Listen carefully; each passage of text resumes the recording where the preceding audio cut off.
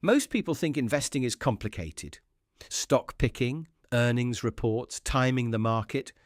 It sounds like a full-time job, but the majority of professional fund managers, people who do this for a living, consistently get beaten by one of the simplest investments ever created. It's called an index fund.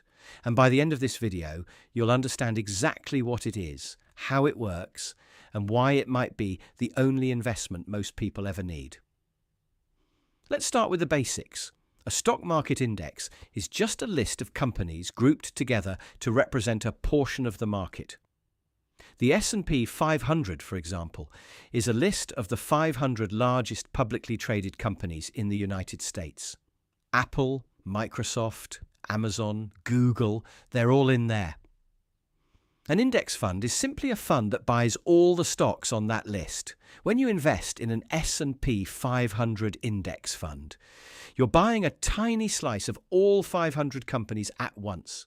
One investment, 500 companies. Why does that matter? Because instead of betting on one company doing well, you're betting on the entire US economy doing well. And historically, over long periods of time, it does. Here's where it gets interesting. When those 500 companies grow in value, your investment grows with them. When they pay dividends, which is when companies share a portion of their profits with shareholders, you receive that too. The S&P 500 has returned an average of roughly 10% per year over the last 50 years. That includes crashes, the dot-com bubble, the 2008 financial crisis, COVID. Through all of it, the long-term average holds around 10%. To put that in real numbers, if you invest $5,000 today and add $200 a month for 20 years at that average return, you end up with roughly $180,000. You contributed around $53,000 of your own money. The rest, over $125,000, came from the market doing its thing. That's compound growth.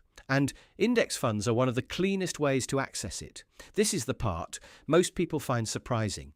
There are thousands of actively managed funds out there, teams of analysts, MBAs from top schools, Bloomberg terminals, research budgets in the millions, all trying to pick the right stocks and beat the market. Over a 20-year period, roughly 90% of them fail to beat a simple S&P 500 index fund. Not because they're bad at their jobs, but because the market is extraordinarily efficient. New information gets priced in almost instantly. Finding a consistent edge is nearly impossible, even for the best. Warren Buffett, arguably the greatest investor of all time, has publicly said that when he dies, he wants 90% of his wife's inheritance invested in a low-cost S&P 500 index fund. If that's his recommendation for the people he cares most about, it's worth paying attention to. One more reason index funds win over time. Fees. Actively managed funds typically charge 0.5% to 1.5% per year in fees. That sounds small, but on a $100,000 portfolio, 1% per year is $1,000 gone every single year, regardless of performance. Index funds charge almost nothing. Vanguard's S&P 500 Index Fund, ticker VOOO, charges 0.03% per year. On that same $100,000, that's $30 a year. Over 30 years, that fee difference alone can cost you tens of thousands of dollars in lost compounding. The less you pay in fees, the more stays in your account growing. So how do you get started? You need a brokerage account. Fidelity, Charles Schwab, and Vanguard are the most trusted options. All three are free to open, charge no trading commissions, and let you buy index funds with as little as $1. Once your account is open, search for one of these three funds: VOO, Vanguard S&P 500E, TFSPY, SPDRS, and P500 ETFIVV, iShares S&P 500 ETF. All three track the same index.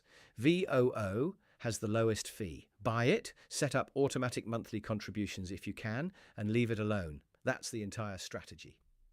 Index funds aren't exciting.